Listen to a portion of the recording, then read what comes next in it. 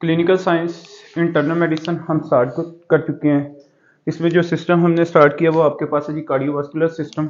Cardiovascular system की embryology में हमने एक टॉपिक डिस्कस किया था, कुछ हमने टर्मिनोलॉजीज की बात कर ली थी और हमने जो मेन प्राइमरी टॉपिक हमने डिस्कस किया था वो आपके पास था fetal circulation. On the base of fetal circulation आज हम डिस्कस करेंगे जी इसकी इंटरनल मेडिसिन में से जो टॉपिक है उसका नाम है जी आपके पास कंजेनिटल हार्ट डिजीज। तो हेडिंग दे दें on the base of fetal circulation. Now from today onward we are going to discuss about congenital heart disease. तो लिखें जी congenital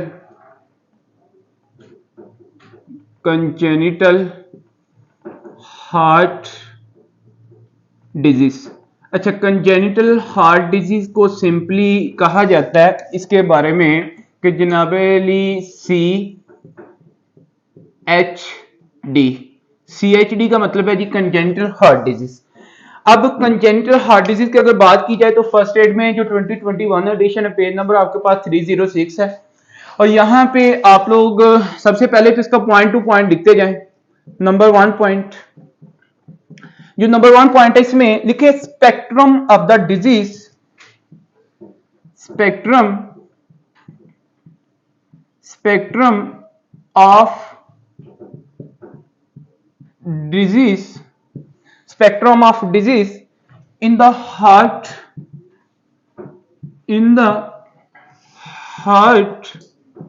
spectrum of the disease in the heart by birth known as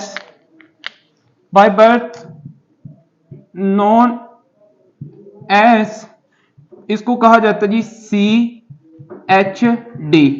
तो CHD आपके पास basically spectrum की अगर बात की जाए ना तो स्पेक्ट्रम में आपके पास क्या सिनेरियो, स्पेक्ट्रम कहते हैं जी ग्रुप को। स्पेक्ट्रम किसको कहते हैं? ग्रुप को। तो यहां पे अगर आप ग्रुप लिख लें, यहां पे स्पेक्ट्रम लिख लें, पता ये चला कि CHD is a group of disease in the heart by the birth. भाई कंजेनिटल का मतलब ही anything which is by birth, तो ये आपके पास क्या है? By birth. पैदाइशी तौर पे अगर आपके हार्ट के दिल के मसाइल आ रहे हैं ना तो वो फिर आपके पास क्या है जी? कंजेनिटल। अच्छा, अब इसमें हमारे पास क्या है जी? 2 टाइप्स हैं। इन 2 टाइप्स को हम डिस्कस कर लेते हैं। तो लिखें नंबर 2 पे 2 टाइप्स।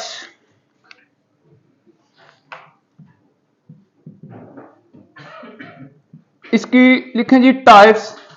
अगर हम टाइप्स की बात करें ना तो टाइप्स में आपके पास जनाबली इसमें आ जाता है साइनोटिक। लिखें टाइप्स में साइनोटिक CHD और एसाइनोटिक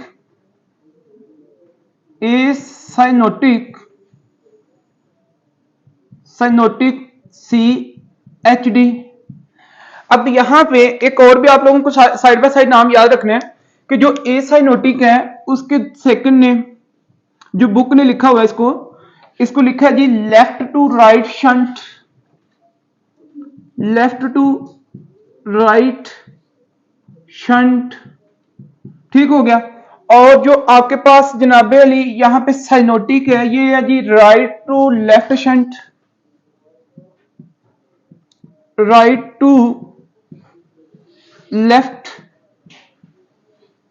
शंट। तो ये आपको यहां पे पॉइंट पता होना चाहिए, ठीक है। अब इस तरह करें, एक साइड पे लिख लें, एक कॉलम बनाएं, कुछ पॉइंट्स लिखते हैं। एक साइड पे लिखें जी साइनोटिक, एक साइड पे लिखें एसाइनोटिक। मतलब इसी के ऊपर पॉइंट्स में यहां पे ना लिखने लगा, ठीक है। नंबर 1 पॉइंट इसका लिखेंगे, फिर कुछ पॉइंट्स आपके पास एसाइनोटिक के लिखेंगे, ठीक है। तो यहां पे एक साइड पे इसके पॉइंट, बल्कि यार इस तरह करें, ये फिर आपके पास जो है ना, अच्छा लिखे ऊपर acyanotic and cyanotic. Acyanotic congenital heart disease और साइनोटिक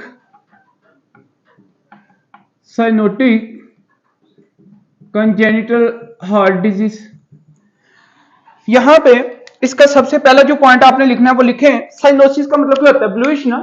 तो यहां पे लिखें नंबर 1 पॉइंट जो इसका हमने लिखना है, स्टार पॉइंट लिखें कि जनाब Ali acyanotic child patient, A cyanotic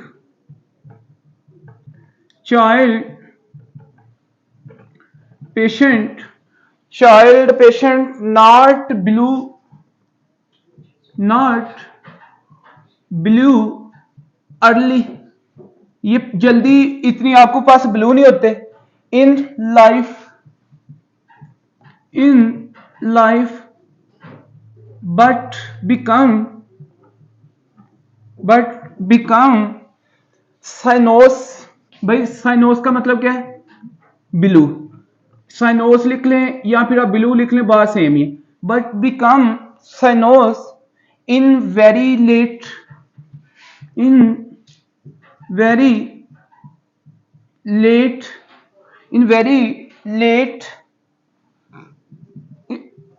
साइनोस very late in life. कहने का मतलब ये है ना कि जो एसाइनोटिक पेशेंट होंगे ना, चाइल्ड पेशेंट जो बच्चे होंगे, ऐसी डिजीज जो कि एसाइनोटिक है, इनमें जो बच्चे होंगे ना, ये आपके पास जनाब Ali early in life, initially beginning में तो इनको कोई सिम्टम नहीं आएंगे, मतलब कि ये ब्लू स्किन नहीं होगी, बट बिकम साइनोस, ये ब्लू होंगे very late in the life. एक पॉइंट। अब लिखें जी इसका एक पॉइंट, इसमें जो आपने पॉइंट मेंशन करना है वो आपके पास क्या है कि cyanotic child patient, cyanotic child patient आपके पास जनाब अली साइनोस मीन के blue, cyanose right from the time of birth, right from the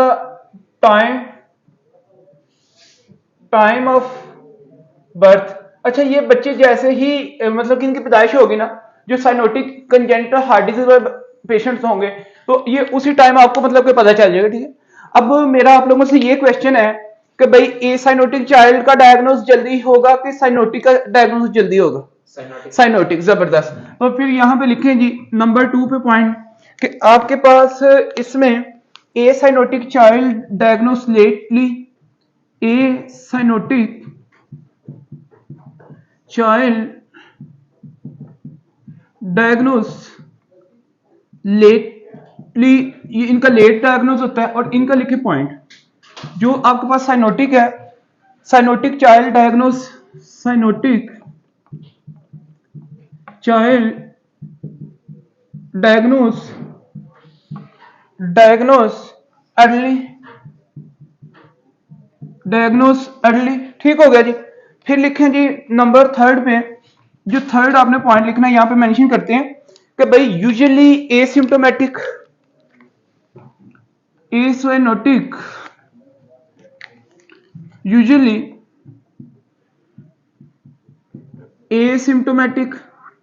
ये आपके पास एसिम्प्टोमेटिक होते हैं।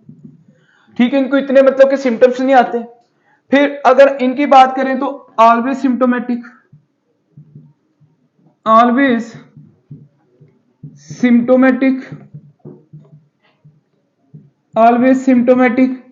अच्छा, फिर आगे नंबर 4 पे लिखे हैं। अब हम देखेंगे कि भाई ए साइनोटिक की आपके पास कौन कौन सी कंजेनिटल हार्ट डिजीज है, मतलब एक तरह से एग्जांपल्स की, इसकी एग्जांपल की बात करेंगे, फिर हम इसकी एग्जांपल्स की बात करेंगे। ठीक, तो ये आप लोगों ने यहां तक ये पॉइंट, किसी का कोई एनी क्वेश्चन प्लीज? अच्छा, नेक्स्ट लिखें जी। अब ये आप लोगों ने देखा होगा ना, वो अक्सर पेरिफेरी में ये बात करते हैं ना कि यार इसके बच्चे के दिल में क्या है, सुराख है। तो वो जो सुराख है ना, वो बेसिकली आपके पास congenital heart disease by birth. ठीक है, तो आप लिखें इसमें आपके पास है एएसडी का मतलब क्या है? Arterial septal defect,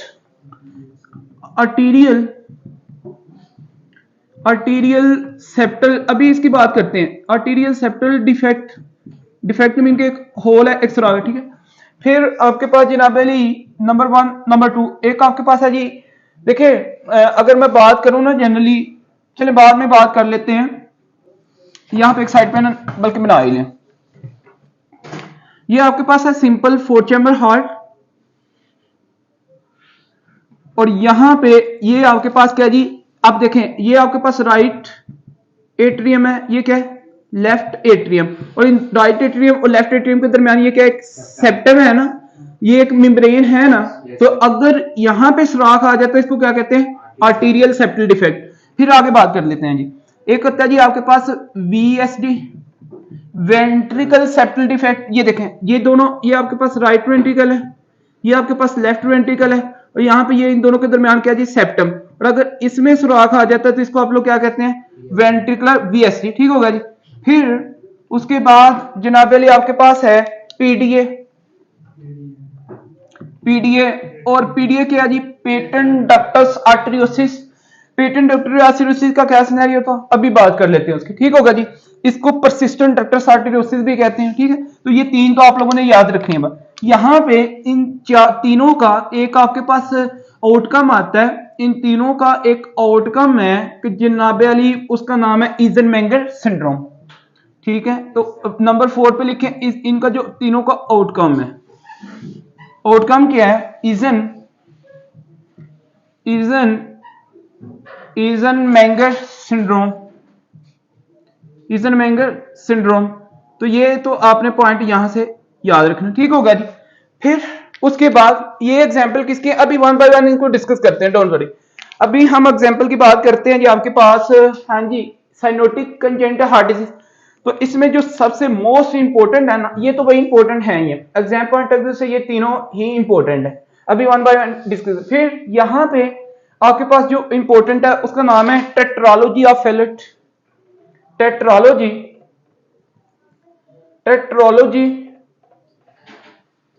of Fallot, इसकी बात करते हैं। फिर आपके पास जनाब अली एक और कंडीशन है ट्राइकस्पिड एट्रेजिया। Tricuspid atresia. फिर आपके पास जनाब अली एक कंडीशन है उसका नाम है डी ट्रांसपोजिशन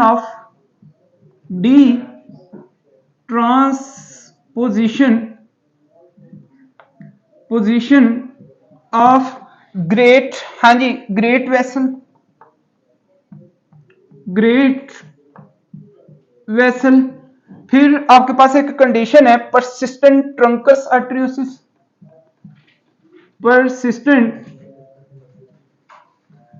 परसिस्टेंट जनाब Ali trunks आर्टरियोसिस।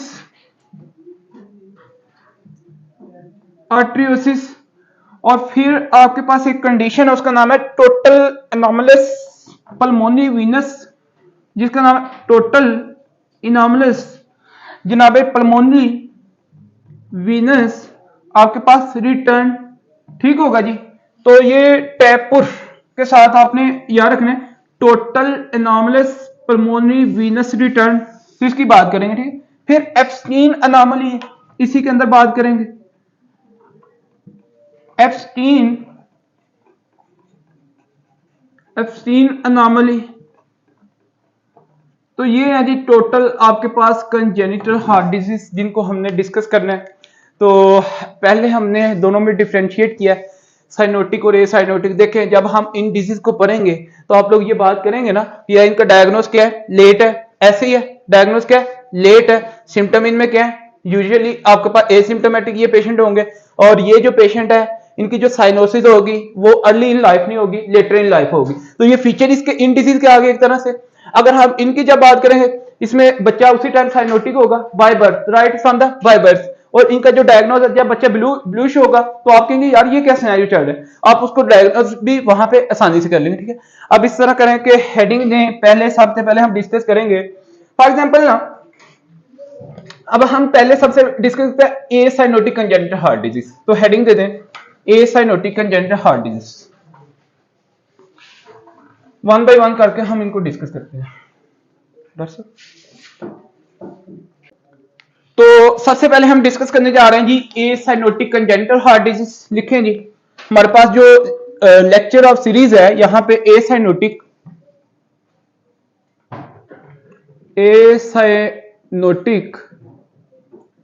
Congenital heart disease, या फिर इसका दूसरा नाम क्या था, हाँ जी left to left to right shunt, तो लेफ्ट टू राइट शंट।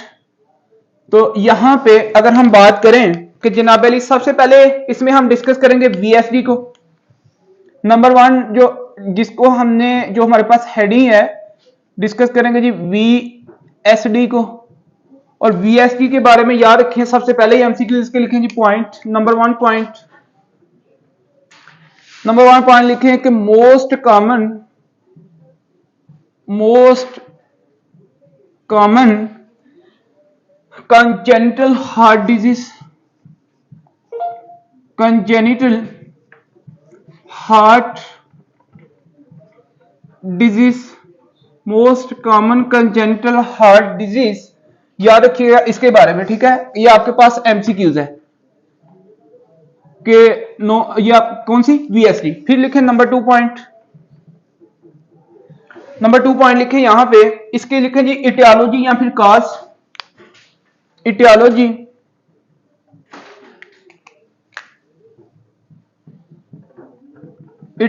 लिखें इसकी जी बिल्कुल, या फिर इसके लिखें एसोसिएशन। ये मतलब ऐसी कौन सी, अगर किसी बच्चे को पहले ये मसला हो तो उस बंदे को फिर वीएसडी का होने का मतलब कि जो है ना एक तरह से जी रिस्क ज्यादा होते हैं, ठीक है, एसोसिएशन या फिर इटियोलॉजी के साथ। अच्छा, अब इसमें सबसे पहले आप लोग लिखेंगे fetal alcohol syndrome number one, fetal alcohol syndrome, fetal alcohol syndrome. Fetal alcohol syndrome में एक पॉइंट याद रखिएगा, इसका सेकंड नेम इस तरह से लिखें जो बुक ने मेंशन किया हुआ है कि जनाब Ali prenatal alcohol exposure, prenatal alcohol exposure, prenatal alcohol exposure, ठीक होगा जी। मतलब एक मदर है ड्यूरिंग जनाब अली जब प्रेगनेंसी है उसके दौरान अगर वो अल्कोहल का बहुत ज्यादा यूज करती है तो उसकी वजह से, ठीक हो गया। तो ये आपको पॉइंट याद, लेकिन ये आपके पास एक सिंड्रोम है, इसको हम डिस्कस भी करेंगे क्लिनिकल में। अच्छा, यहां पे लिखें जी डाउन सिंड्रोम, एमसीक्यूज के लिए लिखें एसोसिएशन डाउन सिंड्रोम। अगर किसी बंदे को पहले से डाउन सिंड्रोम है तो जनाब अली उसको चांसेस है कि वीएसडी के, ठीक हो गए। तो डाउन सिंड्रोम आपने बायोकेमिस्ट्री में जेनेटिक में भी पढ़ा, ठीक है। फिर अब यहां पे बात करते हैं जी आपके पास इन्फेंट ऑफ पेशेंट, लिखें infant of patient, infant of patient with diabetes during pregnancy. भाई अगर एक मदर है प्रेगनेंसी उसकी चल रही है और वहां पे जनाब अली ड्यूरिंग प्रेगनेंसी उसको डायबिटीज है, शुगर के मरीज है, तो उसको भी चांसेस हैं कि क्या होने के, वीएसडी होने के। तो भाई अगर किसी वीएसडी की, आप मुझे एक बात बताएं, आप जनाब अली एक पेशेंट है उसको लेटर इन लाइफ उसको उस बच्चे को आते हैं जी साइन एंड सिम्टम, ठीक है। और आप उसकी हिस्ट्री में ये पूछ सकते हैं ना कि भाई उसकी मदर से कि क्या आपको जब ये प्रेगनेंसी थी आपको शुगर की हिस्ट्री मिल सकती है ना, तो भाई उसको हो सकता है शुगर हो, ठीक है। तो ये भी आपको पॉइंट, वैसे तो प्रेगनेंसी में नॉर्मली शुगर होती है, ठीक है, नॉर्मली, लेकिन हाँ जी गेस्टेशनल डायबिटीज, लेकिन इतनी नहीं होती कि जो आपके पास इसमें क्या करे एक रिस्क फैक्टर बने किसका वीएसडी, ठीक है। अब लिखें जी उसके बाद क्लिनिकल प्रेजेंटेशन, इसके लिखें नंबर थर्ड पे तो भाई ये बच्चे आपके पास कैसे आएंगे, ठीक है। तो क्लिनिकल प्रेजेंटेशन,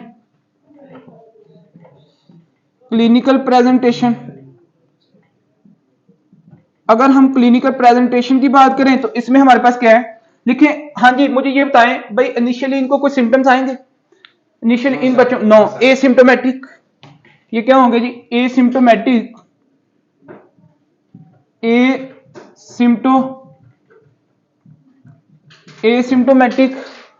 एट बर्थ, जब इनकी क्या होगी पैदाइश होगी at birth, and may manifestation, आगे लिखें एंड मे मैनिफेस्ट, मतलब क्या, manifestations, manifest weeks come after few weeks later. तो ये भी पॉइंट आपने एक तरह से याद रखना। वो कहता है कि हाँ ठीक है, इनिशियली बर्थ जब हुई है, फॉर एग्जांपल आज बर्थ हुई है इस बच्चे की, तो उस बच्चे को जनाबिल उस दिन तो नहीं हो सकता, सिम्टम उस दिन तो नहीं आएंगे, लेकिन बाद में कुछ हफ्ते गुजरने के बाद इसको आ सकते थे।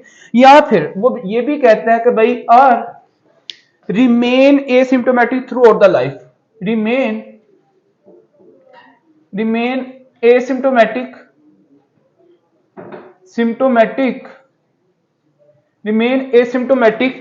Through out life.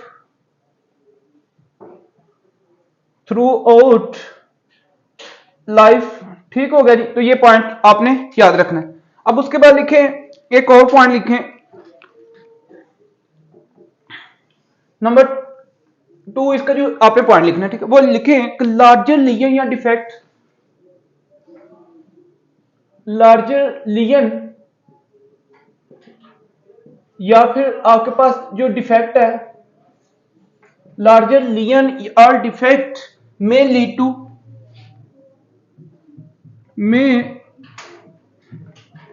To left ventricle overload. मैं बात करने लगा इसकी, लेफ्ट वेंट्रिकल ओवरलोड। ठीक होगा जी। And heart failure. अब देखें इसकी ना ऐसे है ना, देखें for example this is a simple 4 chamber human heart, ठीक है, फॉर एग्जांपल हमने तो समझना ना इसको।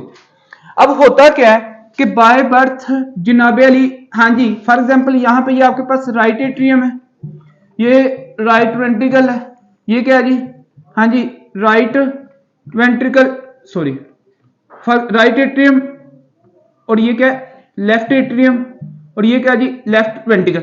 अब यहां पे बाय बर्थ यहां पे बच्चे में क्या है जी, होल, ठीक है। अब ये किसके दरमियान है, दो वेंट्रिकल के दरमियान है ना, तो इसको आप लोग क्या कहेंगे, हाँ जी, VSD। ये आपके पास क्या है, VSD। अब बाय बिफोर बर्थ से पहले जो प्रेशर आपके पास ज्यादा होता है ना, वो किस साइड पे होता है, राइट साइड पे। किस साइड पे, राइट साइड पे, ठीक है। और आफ्टर बर्थ जिस साइड पे प्रेशर ज्यादा होता है ना, वो किस साइड पे, लेफ्ट साइड पे। अब होता क्या है, मुझे आप ये बताएंगे कि जनाब फॉर एग्जांपल यहां पे आपके पास एक वाल है, यहां पे भी आपके पास एक वाल है, यहां पे वाल है, यहां पे वाल, ठीक है। अब ये यहां पे पल्मोनी आपके पास जो ट्रंक है, पल्मोनी जो आर्टरीज है, ये किसके पास जाएंगी, हाँ जी, लंग्स के पास जाएंगी ना। फिर लंग्स से जो आपके पास ब्लड है, हाँ जी, लंग्स से ब्लड आपके पास किस में जाएगा, राइट एट्रियम में, राइट एट्रियम से ब्लड यहाँ पे फिर आपके पास किस में, हाँ जी, एयोर्टा में। अब ये तो सर्कुलेशन है एक तरह से, ठीक है। अब आफ्टर बर्थ, ये एक साइड पे लिख लें प्लीज, आफ्टर बर्थ पैदाइश के बाद हाई प्रेशर एट, हाँ जी, which side, at left side of heart. ठीक हो गया जी। अब उसने क्या बात की है, लार्जर लियन या डिफेक्ट। अगर ये सुराख आपके पास बड़ा है ना, तो may lead to left ventricle overload. Left ventricle को क्या कर सकता है, ओवरलोड कर सकता है।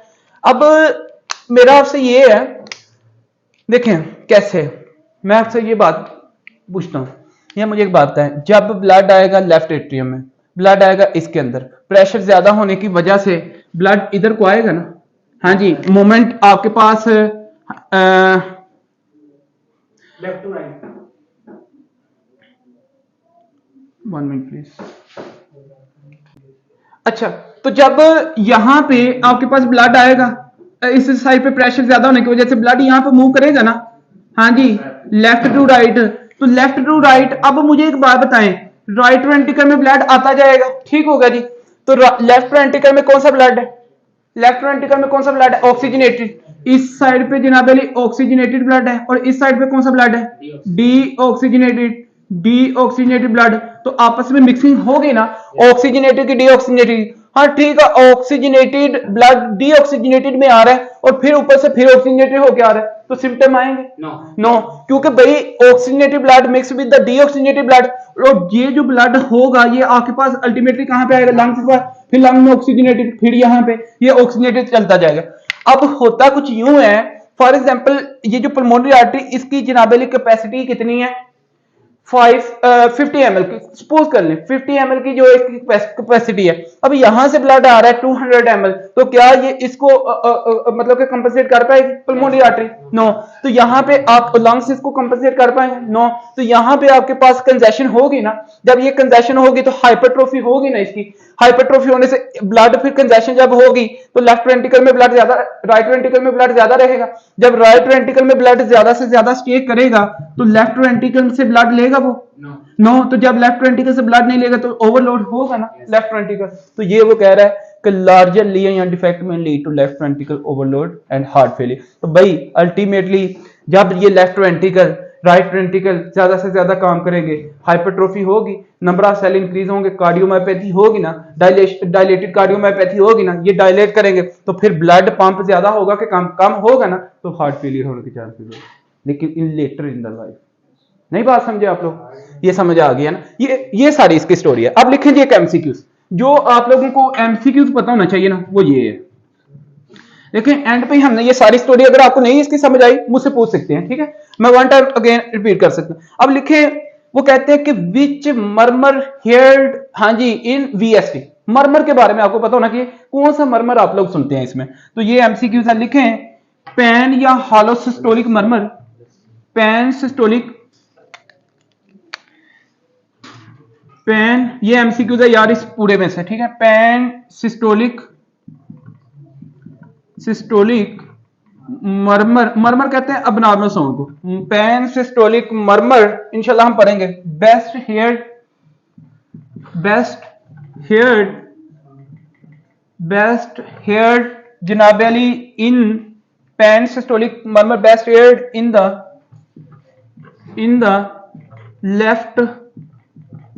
The left lower sternal border, left lower sternal border. तो ये तो भाई आप लोगों को यहां पे पॉइंट ये नहीं बोलना, इसमें से वीआईपी पॉइंट है। अगर आपसे कोई पूछे पैन सिस्टोलिक मर्मर, पैन या हॉलो सिस्टोलिक मर्मर, ठीक होगा जी। हॉलो मतलब कंप्लीट, पैन होल को कहते हैं, ठीक है। यहां पे देखे ना, इसमें भी आपको मिलेगा ना नॉर्मल साउंड, और इसमें भी, तो दोनों आपके पास सिस्टोलिक है ना नीचे वाला, तो आपको पैन सिस्टोलिक मर्मर मिलेगा। बात समझ गए कि नहीं समझे? ये एमसीक्यू था जी इसका। लिखे जी आगे, लिखे ट्रीटमेंट, इन्वेस्टिगेशन लिखे, लिखे इन्वेस्टिगेशन। ये आपको यार समझ आ गई सर्कुलेशन, मैंने स्टोरी क्या सुनाई आप लोगों को। बाय बर्थ वेंट्रिकल में आपके पास डिफेक्ट होगा, उस डिफेक्ट से आफ्टर बर्थ आपके पास जनाबली प्रेशर लेफ्ट साइड पे ज्यादा होता है, उस प्रेशर ज्यादा होने की वजह से ब्लड मूव करेगा, शंट करेगा किस साइड से? लेफ्ट से राइट की तरफ। जब लेफ्ट से राइट की तरफ आएगा, oxygenated blood mix with the deoxygenated blood, no symptom, no symptoms. लेकिन जब आपके पास जनाब, फिर देखें बाद में सिम्टम क्यों आते हैं, ये आप बस देखिए, जब ऑक्सीजनेटेड ब्लड डीऑक्सीजनेटेड से मिलेगा, ब्लड लेफ्ट से राइट की तरफ आ रहा है, ये ब्लड जनाब किसमें? पल्मोनरी आर्टरी में। इतनी आप कैपेसिटी नहीं है कि वो सारे ब्लड को, वो तो अब इधर से भी तो ब्लड आएगा ना भाई, मुझे ये बता, इधर से भी तो ब्लड आएगा ना। आपके पास जो सुपीरियर वेना केवा है, जो इंफीरियर वेना केवा है, इसका ब्लड इधर भी तो आएगा ना, हेड और नेक का नीचे बॉडी से भी तो ब्लड आएगा। जब ये ब्लड ये भी आएगा, इधर से भी आएगा, दोनों मिक्स होके जाएंगे पल्मोनरी आर्टरी में। जब पल्मोनरी आर्टरी में जनाबे जाएगा, इसमें इतनी कैपेसिटी होगी? नो, इसकी हाइपरट्रोफी होगी। ब्लड क्या करेगा? कंजेशन करेगा, क्योंकि रिलैक्सेशन एंड कंट्रैक्शन नहीं होगी, ब्लड आगे नहीं जाएगा, ब्लड यहाँ पे स्टे करेगा। जब ब्लड यहाँ पे स्टे करेगा तो फिर ये क्या, राइट वेंट्रिकल ब्लड, क्या पल्मोनरी आर्टरी राइट वेंट्रिकल से ब्लड लेगी? नो। तो राइट वेंट्रिकल में फिर ब्लड स्टे करेगा, स्टे करेगा। फिर अब मुझे ये बताएं, जब राइट वेंट्रिकल में ब्लड स्टे करेगा तो आपके पास क्या लेफ्ट वेंट्रिकल से ये ब्लड लेगा? नो। हाँ, जब ऑक्सीजनेटेड ब्लड डीऑक्सीजनेटेड ब्लड के साथ जनाबली मिक्स हुआ था तब तो कोई सिम्टम नहीं थे, लेकिन जब right ventricle blood left ventricle से नहीं लेगा तो फिर बैक प्रेशर एक पड़ेगा ना, तो यहां से डीऑक्सीजनेटेड ब्लड किस में जाएगा?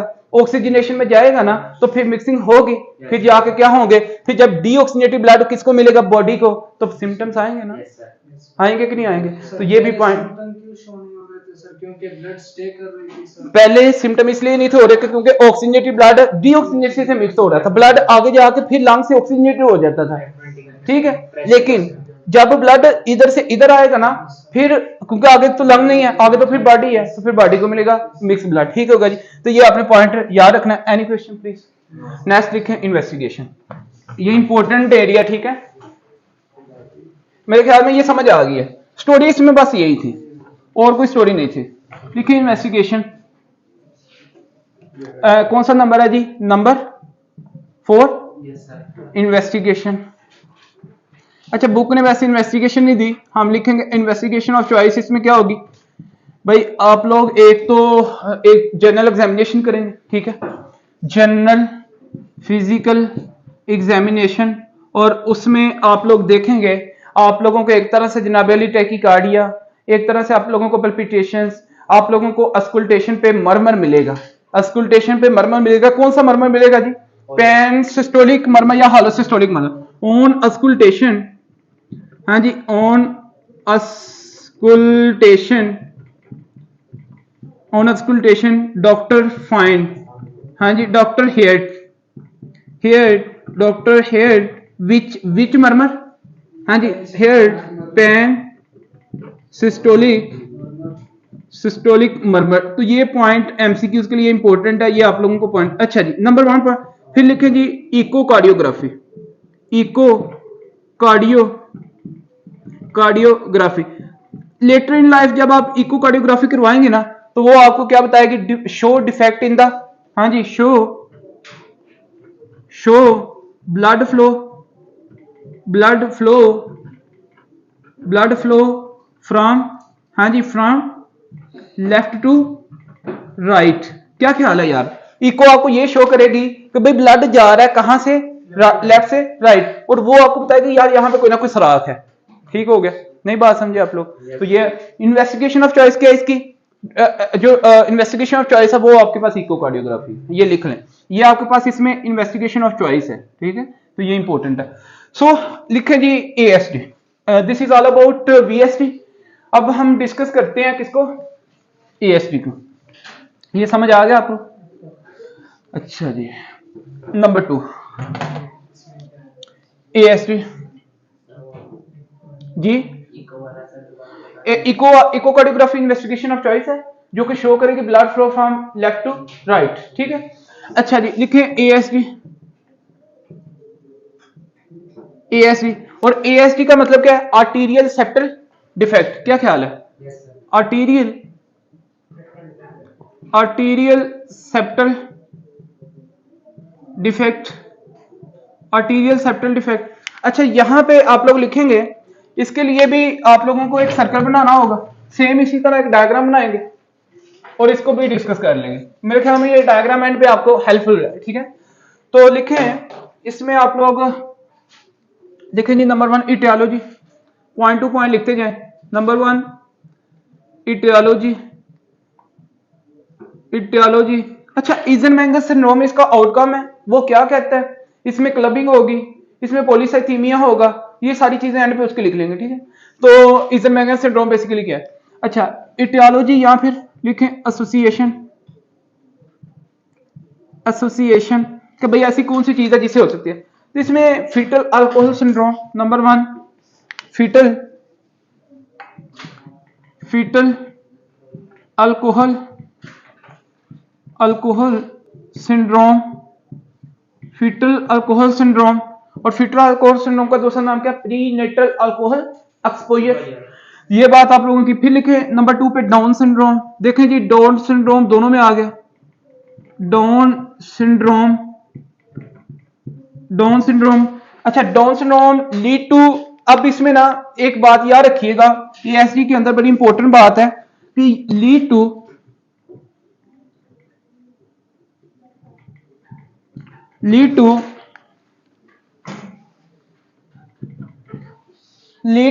ओस्टियम प्राइमम डिफेक्ट,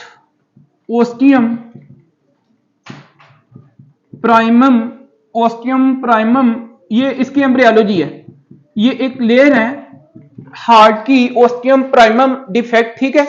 तो ये एम्ब्रियोलॉजी के अंदर, ठीक। अच्छा, उसके बाद लिखें द मोस्ट कॉमन,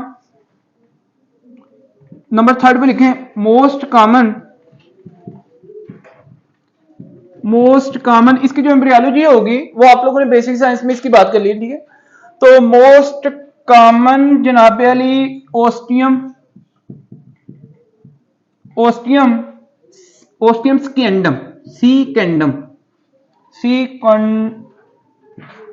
सिकेंडम, ठीक होगा जी, सिकेंडम डिफेक्ट। एक मिनट। अच्छा जी, 2021 एडिशन पेज नंबर आपके पास 288 है और इसमें एम्ब्रियोलॉजी हमने ये बात की हुई है। एक नॉर्मली फिजियोलॉजिकली आपके पास जो है ना, देखें ये जो आप लोगों ने डिफेक्ट की बात की है ना, आप लोगों ने देखा कि फोरामेन ओवेल बनता है। बेसिकली ये जो डिफेक्ट आता है वो फोरामेन ओवेल का डिफेक्ट नहीं है, ये आपके पास डिफेक्ट और भी हो सकता है। जिस तरह के आपके पास ये बुक में मेंशन है, अगर मैं आप लोगों को बताऊं, ये बुक आप लोगों को नजर आ रही होगी, नीचे लिखा हुआ, ये आप लोग लहदा पढ़ेंगे, ये आपका लिखा हुआ सेप्टम प्राइमम, ठीक होगा जी। और हार्ट के अंदर जब हार्ट की डेवलपमेंट हो रही होती है, और ओस्टियम प्राइमम, ओस्टियम सेकेंडम, ठीक होगा जी। तो ये इसकी डेवलपमेंट इंशाल्लाह हम पढ़ेंगे। हार्ट मॉर्फोजिनेसिस, कि हार्ट की शक्ल आपके पास कैसे बनती है, इसको आप लोग डिस्कस करेंगे, ठीक होगा जी।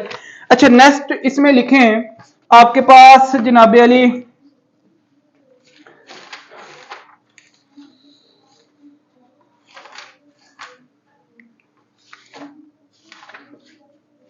अच्छा, इसमें लिखें नेक्स्ट हमारे पास एक नोट लिखे जी, नोट इसमें क्या है कि इन फीटल पीरियड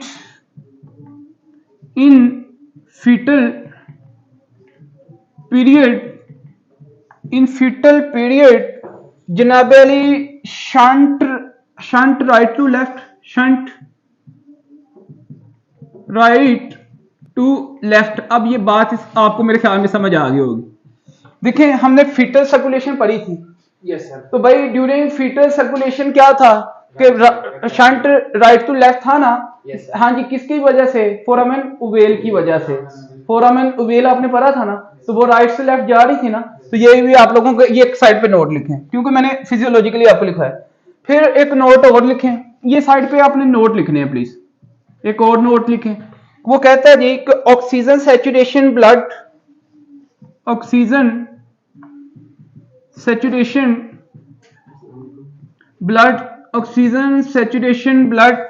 आपके पास इन राइट जनाब अली एट्रियम, फिर आगे लिखें आप लोग right ventricle and pulmonary and जनाब अली पल्मोनरी आर्टरी इन ASD। ये एक नोट लिखें, oxygen saturation blood increase in right atrium, ठीक है जी। इंक्रीज कहां पे होगी? राइट एट्रियम में, राइट वेंट्रिकल में और पल्मोनरी आर्टरी में। अभी मैं सेंटेंस ये आपको बताने लगा हूं।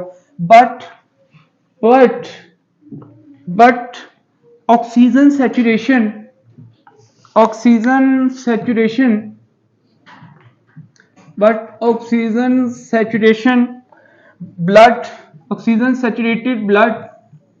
blood increase in right ventricle and pulmonary artery, किसमें? pulmonary artery, but not in right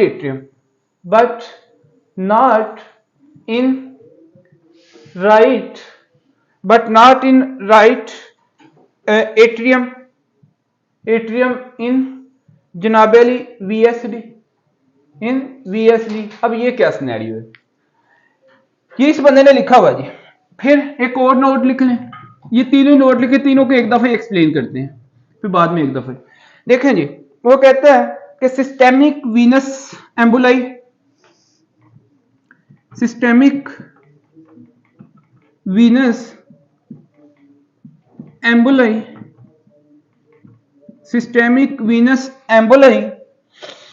used to use to ASD to bypass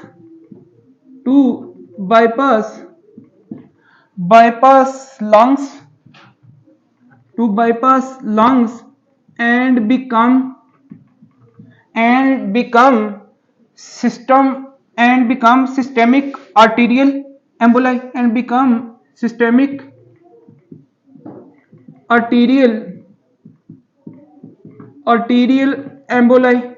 ये छोटे छोटे से बुक ने नोट से एक तरह से लिखे हुए हैं, ये आप लोगों को पता होना चाहिए। और इसका नाम क्या है? नोन एज फिनोमिना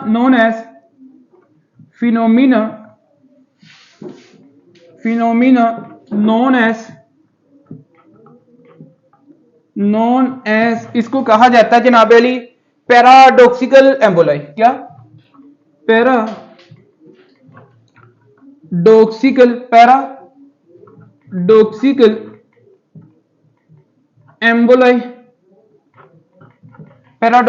एम्बोलाई ठीक होगा जी। अब देखें सिनेरियो क्या है जी, पहले इसकी बात करते हैं, फिर इसकी, ये आप लोगों ने अब समझना है। ये आप लोगों ने लिख लिया? ये लिख लिया ना? अच्छा, अब ये या तीनों नोट्स आप लोग समझ लीजिएगा, फिर आगे बात करेंगे। This is a simple 4 chamber human heart ठीक हो गया जी। अब हमने पहले तो बात की, हमने डिफेक्ट कहां पे है? हाँ जी, डिफेक्ट कहां पे है आपके पास? फॉर एग्जांपल ये राइट एट्रियम है, राइट वेंट्रिकल है, लेफ्ट एट्रियम है, लेफ्ट वेंट्रिकल है, और एट्रियल इसमें क्या है? डिफेक्ट है एट्रियल सेप्टम में। अच्छा जी, अब फोरामन ओवेल का डिफेक्ट नहीं होगा, ये बात याद रखिएगा। फोरामन ओवेल एक फिजियोलॉजिकली था, in fetal period shunt right to left. भाई जब ड्यूरिंग प्रेगनेंसी जो फीटस था उसके यहाँ पे फोरामन ओवेल था ना, हाँ जी, उसका यहाँ पे फोरामन ओवेल था, तो ब्लड कहां से कहां पे जा रहा था? राइट से लेफ्ट। तो ये तो बात आपको पता है। अब लिखें नंबर 2 वाला, वो कहता है oxygen saturation blood increase in the right atrium, right ventricle, pulmonary artery in ASD. अब देखें फॉर एग्जांपल मैं ये कहता हूं यहां पे एक होल है, फॉर एग्जांपल मैं ये कहता हूं जी यहां पे एक होल है, जिस तरह हमने रीजन पढ़ी के ओस्टियम स्कैंडम एक तरह से, ठीक है, मोस्ट कॉमन। अब यहां पे वो क्लोज नहीं हुई, ठीक है, फॉर एग्जांपल वो क्लोज नहीं, ये आपके पास जनाब होल है, ठीक है। अब होल की वजह से आफ्टर बर्थ मुझे ये बताएं प्रेशर किस साइड पे ज्यादा होता है?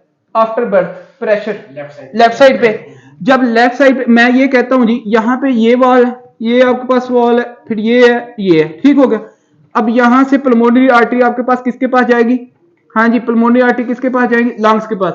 ये आपके पास जनाब ट्रैकिया, यहाँ पे ब्रोंकस, और यहाँ पे आपके पास क्या है जी? लंग्स। लेट्स सपोज ये आपके पास लंग, यहां से पल्मोनरी आर्टरी इसके पास गई, पल्मोनरी वेन आपके पास किसके पास आएगी? हाँ जी, लेफ्ट एट्रियम के पास, और यहां से आपके पास क्या निकलेगा? Ascending aorta. अच्छा जी, और यहां से आपके पास सुपीरियर वेना केवा और यहां से इंफीरियर वेना केवा किस में आएंगे? हाँ जी, राइट एट्रियम में। चले सुन लें जी, अब डिफेक्ट कहां पे है बाय बर्थ? एट्रियल सेप्टम में, एएसडी इसको कहते हैं। होता क्या कि भाई after birth pressure right side पे, यहाँ पे इंक्रीज प्रेशर एयर, यहाँ पे इंक्रीज प्रेशर, यहाँ पे, और यहाँ पे क्या जी? लो प्रेशर, यहाँ पे लो प्रेशर है। अब मैं ये कहता हूं, मुझे ये बताएं, पहली बात तो मेरा आपसे ये क्वेश्चन, जब ब्लड यहां से आएगा, ऑक्सीजनेटेड ब्लड है ये, ऑक्सीजनेटेड ब्लड, ये आपके पास हाँ जी प्रेशर की वजह से किस साइड से किस साइड को जाएगा? Left to right. आपके पास लेफ्ट टू राइट, इसका शंट किससे होगा? लेफ्ट टू राइट, ठीक होगा जी। अब ये ब्लड कौन सा आया यहाँ पे? Oxygenated blood. मुझे एक बात बताएं, ऑक्सीजनेटेड ब्लड की जो वॉल्यूम है राइट एट्रियम में इंक्रीज होगा? Yes sir. हो गया। अच्छा, अब जब ये ब्लड आपके पास है जनाब फिर राइट वेंट्रिकल में भी आएगा, आएगा कि नहीं आएगा? इस वॉल के थ्रू यहां पे भी ऑक्सीजनेटेड ब्लड इंक्रीज हो गया कि नहीं हुआ? Yes sir. ऑक्सीजन फिर अब ये जो आपके पास, अब मुझे उसने क्या किया जी? Right atrium, right ventricle and pulmonary. अब मुझे ये बताएं, ये ब्लड फिर यहां पे भी ऑक्सीजनेटेड आएगा ना? तो यहां पे भी ऑक्सीजनेटेड ब्लड, तो बात उसकी ठीक होगी ना? तो भाई एएसडी के अंदर ऑक्सीजनेटेड ब्लड इंक्रीज होगा राइट एट्रियम में, राइट वेंट्रिकल और पुल्मोनरी आर्टरी में। क्या ख्याल? यह बात आपको समझ आई कि नहीं आई? अंडरस्टैंडेबल है। Next, oxygenated saturation blood increase in the right ventricle pulmonary artery but not in the ASD. Right atrium. अब इसमें क्या है, देखिए अगर डिफेक्ट आपके पास अच्छा ये कौन सा डिफेक्ट है डॉक्टर साहब, आपसे क्वेश्चन है, अगर होल यहां पे है तो इस डिजीज का नाम क्या है? वीएसडी ना, क्योंकि ये दोनों वेंट्रिकल में है। अब मेरा आपसे क्वेश्चन है, मुझे आपने बताना है, ये लंग से ब्लड आएगा, ठीक है, अब ये नॉर्मल है, फॉर एग्जांपल मैं कहता हूं जी अब ये नहीं है, अब ये ठीक है, ये तो आपने समझ लिया ना ये वाला। अब मैं इसकी बात, oxygenated blood increase in the right ventricle pulmonary artery but not in right atrium in VSD. मतलब क्या, जब ब्लड यहां से आएगा ऑक्सीजनेटेड ब्लड, हाँ जी, with the help of mitral valve आपके पास राइट वेंट्रिकल में, अब ऑक्सीजनेटेड ब्लड यहां पे राइट, हाँ जी, लेफ्ट टू राइट शंट आएगा ना। मुझे एक बात बताएं, राइट वेंट्रिकल में ऑक्सीजनेटेड ब्लड इंक्रीज हुआ डॉक्टर साहब, हो गया, ये देखें राइट वेंट्रिकल में ब्लड इंक्रीज, ओके, ऑक्सीजन, ये ब्लड फिर यहाँ पे भी आएगा ना, हाँ जी, तो यहाँ पे पल्मोनरी आर्टरी में क्या होगा, इंक्रीज। तो भाई लेकिन यहां से ये स्किप हो गया ना, क्यों हुआ, क्योंकि ये ब्लड इधर को आएगा, ऊपर वॉल ऊपर को जाने देगा, वॉल का मतलब है वन डायरेक्शन, ऊपर को तो ये जाने नहीं देगा, आगे इधर को आएगा, तो ये आपके पास इस तरह, ये सर्कुलेशन समझ आए, नोट आपको समझ आ गया कि नहीं आया? ओके, नेक्स्ट इसकी तरफ देखें, सिस्टेमिक वीनस एम्बोलाई, ये थोड़ी सी बात समझने वाली है। फॉर एग्जांपल मैं ये कहता हूं जी, ये बॉडी से ये इंफीरियर वेना केवा है, इंफीरियर वेना केवा, अब यहां पे बॉडी है, बॉडी में से एक एम्बुलाई है, एक एम्बुलाई उसने वो जनाबेली इस सर्कुलेशन के थ्रू यहां पे राइट एट्रियम में आया, बात सुन लें जी, इस राइट एट्रियम में आया। अब मैं ये कहता हूं डॉक्टर साहब, जब एम्बुलाई यहां पे आया, बजाय इसके कि ये नीचे इस वॉल के थ्रू इधर आए, अब ये क्या करता है जी, यहां पे एक जो आपके पास डिफेक्ट है किसके अंदर, आर्टीरियल सेप्टल में, बात सुन लें प्लीज, जब ये एम्बुलाई है जो आपके पास राइट एट्रियम में है, वो नीचे ने आपके पास नहीं गया, सीधा इस होल से, इस डिफेक्ट से कहां पे आ गया, लेफ्ट एट्रियम में, हाँ जी, कहां पे, लेफ्ट एट्रियम। अब एम्बुलाई यहां पे, ये एम्बुलाई क्रॉस किया, माइट्रल वाल को क्रॉस करके किस में आया, आपके पास एओर्टिक वाल से गुजरते हुए किसमें, असेंडिंग एओर्टा, और मुझे ये बताएं aorta is one of the big artery. तो भाई वीनस सर्कुलेशन से आपके पास एम्बुलाई किसमें आया, with the help of defect in, हाँ जी, किसमें, आर्टीरियल सेप्टम में, तो ये किसमें आ गया, सिस्टेमिक आर्टीरियल सर्कुलेशन में। नहीं मेरी बात समझे आप लोग, यहां पे लंग्स बाईपास हुआ कि नहीं हुआ, भाई लंग्स में तो नहीं ना गया एम्बुलाई, एम्बुलाई डिफेक्ट के थ्रू यहां पे आ गया, यहां से आगे आपके पास चला गया, ये इसने, इसको क्या कहते हैं, पैराडॉक्सिकल एम्बुलाई, ठीक हो गए। वीनस सर्कुलेशन से वीनस सर्कुलेशन से आर्टीरियल सर्कुलेशन में आ गया, ठीक हो गया, कैसे आया वो मैंने आपको स्टोरी बता दी, अगर फिर भी क्वेश्चन आया तो मुझसे पूछ लें। फिर नेक्स्ट आगे लिखें जी, क्लिनिकल प्रेजेंटेशन, ये नोट आपको समझ आए जी सर, क्योंकि ये छोटी छोटी सी चीजें हैं, ये समझने वाली हैं, ये फर्स्ट एड ने जो लिखी हैं यही आप लोगों को एरियाज हैं जो कि आपको आनी चाहिए। लिखें नंबर 2 पे क्लिनिकल प्रेजेंटेशन, क्लिनिकल प्रेजेंटेशन, अगर हम क्लिनिकल प्रेजेंटेशन की बात करें तो ये तो भाई आप लोग मुझे बताएंगे, क्लिनिकल प्रेजेंटेशन यूजुअली तो एसिम्प्टोमेटिक होते हैं ये पेशेंट, ठीक है, अच्छा एसिम्प्टोमेटिक क्यों होते हैं, क्योंकि भाई ऑक्सीजनेटेड ब्लड किसमें जा रहा है, लेफ्ट टू राइट शंट की वजह से। तो लिखें आप लोग जनाबे अली, इसमें एज ऑफ ऑनसेट वेरी कर सकती है, ऐसी है ना यार, एज ऑफ ऑनसेट वेरी कर सकती है कि नहीं कर सकती, एज ऑनसेट कैन वेरी, भाई ये मतलब के बाद में भी आ सकते हैं, लेटर इलाज भी आ सकते हैं, मतलब किसी भी एज बाद में आ सकते हैं, लेकिन बाय बर्थ नहीं होगा, ठीक है, एज ऑनसेट कैन वेरी, ये वेरी कर सकते हैं, ठीक होगा जी। लिखे presentation depend, presentation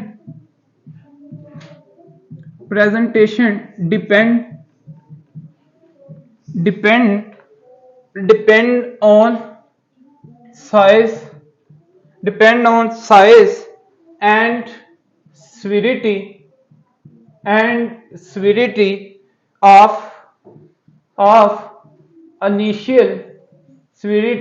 of initial left to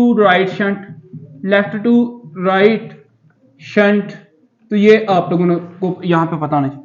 अब इसमें सिनेरियो क्या है, अच्छा जी पहले तो ये फीचर्स कुछ लिख लें भाई, इस बंदे को जो प्रेजेंटेशन होगी ना, कंप्लेंट्स आप इस बंदे की हो सकती हैं, वो क्या क्या हो सकती हैं लिखें, डिस्निया, डिफिकल्टी इन, हाँ जी, ब्रीथिंग, डिस्निया होगा क्योंकि ड्यू टू ऑक्सीजनेटेड ब्लड आपके पास मिक्स हो रहा है किसमें, डीऑक्सीजनेटेड। अब ये सुन लें जी, बात सुनो मेरी प्लीज यार, इनिशियली तो ऑक्सीजनेटेड ब्लड ऑक्सीजनेटेड के साथ मिक्स हो रहा है, ऐसे है, नो सिम्टम, एसिम्टोमेटिक। लेकिन बाद में जब वही सेम हाइपरट्रोफी होगी इस पल्मोनरी आर्टरी की, क्या लेफ्ट राइट वेंट्रिकल ब्लड आपके पास, ये पल्मोनरी आर्टरी जो है क्या राइट वेंट्रिकल से ब्लड लेगी? नो। जब ये नहीं, फिर इसमें ब्लड ठहरेगा तो क्या ये राइट एट्रियम से लेगा? नो, नहीं लेगा। तो फिर एक बैक फ्लो इस साइड पे जाएगा ना, तो इधर से तो ब्लड, इधर से भी ब्लड आएगा ना, superior vena cava inferior vena cava से तो ब्लड आएगा ना। जब इधर से भी ब्लड आएगा, ये वाला जो सेक्शन है ये राइट एट्रियम से ब्लड को नहीं लेगा, तो राइट एट्रियम में ब्लड स्टे करेगा क्योंकि ये ना तो वापस जा सकता क्योंकि इधर से भी ब्लड आ रहा है, फिर ये इससे वैसे नहीं ले रहा तो यहाँ पे ब्लड स्टे करेगा, तो ब्लड इसे को बैक फ्लो करेगा ना। फिर एक तो हाइपर, इसकी डायलेशन भी तो होगी ना, इस एरिया की डायलेटेड भी होगा क्योंकि पहले से ज्यादा फोर्स लगा रहा है।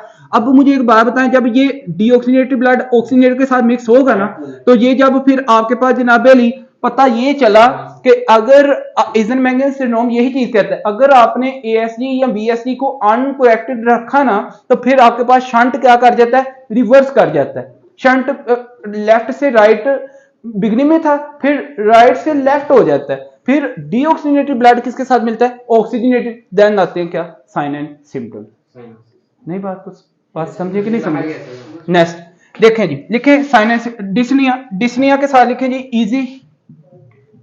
इजी, इजी फिटेजिबिलिटी, इजी फिटेजिबिलिटी मतलब आसानी से ये बंदा थक जाता है, ठीक। हाँ जी, हाँ जी बिल्कुल, जब आपके पास ये कंप्लेंट तभी आएंगी जब ये आपके पास राइट टू लेफ्ट शंट चला जाएगा। नहीं मेरी बात समझे? हाँ, complains when complains with left to right shunt, तो ये आपको फिर मतलब कि इसको आएगी। अच्छा, इजी फ्रेजिबिलिटी होगी, पल्पिटेशंस होंगी जनाब, एक तरह से पल्पिटेशन। नॉर्मली अगर तो शंट चलता रहे ना, सुराग छोटा है तो जनाब लेफ्ट टू राइट चलता रहे तो कोई मसला नहीं है। अगर जब ये लेफ्ट टू राइट जाता है ना, सॉरी राइट से लेफ्ट जाता है, फिर मसला आता है क्योंकि इजनमेगन सिंड्रोम यही कहता है। ठीक हो गया जी। अच्छा जी, पल्पिटेशंस, पल्पिटेशन के बाद लिखें नंबर जनाब सुस्टेन आर्टीरियल अरिथमिया, सुस्टेन आर्टीरियल, अगर तो ये रहे सुस्टेन आर्टीरियल अरिथमिया हो सकते हैं, ठीक है, आर्टीरियल अरिथमिया। फिर जनाब अली आपके पास क्या है कि सिनकोप, सिनकोप, फिर सिनकोप का मतलब क्या है जी, एक तरह से ब्लूइश सारा हो जाती है बॉडी। फिर heart failure, even then heart failure भी हो सकता है। तो ये सारी की सारी इसमें प्रेजेंटेशन है, ये आप लोगों को पता होना चाहिए। लेकिन मोस्ट इंपोर्टेंट लिखें इन्वेस्टिगेशन, इन्वेस्टिगेशन पे आप लोगों को क्या मिलेगा, नंबर 3 इन्वेस्टिगेशन, इन्वेस्टिगेशन जब आप इन्वेस्टिगेट करते हैं ना, तो इन्वेस्टिगेशन में आपको क्या मिलता है, जनरल फिजिकल एग्जामिनेशन। ठीक होगा जी। तो इसमें आप नंबर 1 अस्कुल्टेशन, अस्कुल्टेशन, अस्कुल्टेशन। अब अस्कुल्टेशन में क्या है जी आपके पास, यहां पे याद रखिएगा, अस्कुल्टेशन ऑन अस्कुल्टेशन हेयर जनाबेले आपके पास soft mid systolic murmur, soft mid systolic murmur. तो ये आप लोगों ने मर्मर जरूर याद रखना। ठीक होगा, soft mid systolic murmur at upper left sternal, at upper left sternal, upper left sternal border with, हाँ जी, विद जनाबेली wide, with wide and fixed splitting,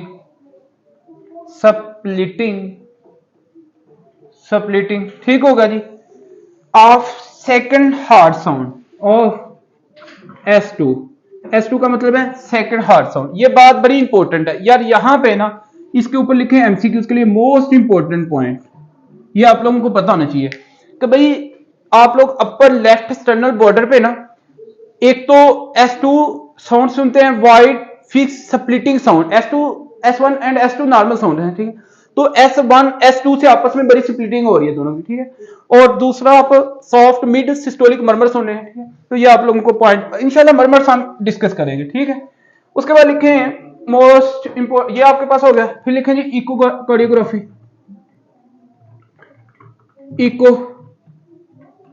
eco cardiography, और ये इन्वेस्टिगेशन ऑफ चॉइस है। ये आपके पास क्या है जी, इन्वेस्टिगेशन ऑफ चॉइस। और इकोकार्डियोग्राफी आपको क्या शो करेगी भाई, जब ये आप लोगों को सिम्टम आएंगे इस बंदे को, तो देन इकोकार्डियोग्राफी आपको शो करेगी right to left flow of the blood. क्या ख्याल है, ऐसे ही है ना? Yes, sir. जब ये साइन एंड सिम्टम आएंगे देन ये आपको ये शो करे, हाँ कभी इधर ऐसे मतलब कि फ्लक्चुएशन हो रही होंगी, ठीक है। तो ये आप लोगों को बात पता होनी चाहिए। Echocardiography will show shunt in later life right to left and याद रखिएगा and show defect in the, हाँ जी, आर्टीरियल सेप्टल डिफेक्ट, ठीक हो गए। तो ये आप लोगों को पॉइंट पता होना चाहिए। So this is all about ASD। Any question please from the ASD?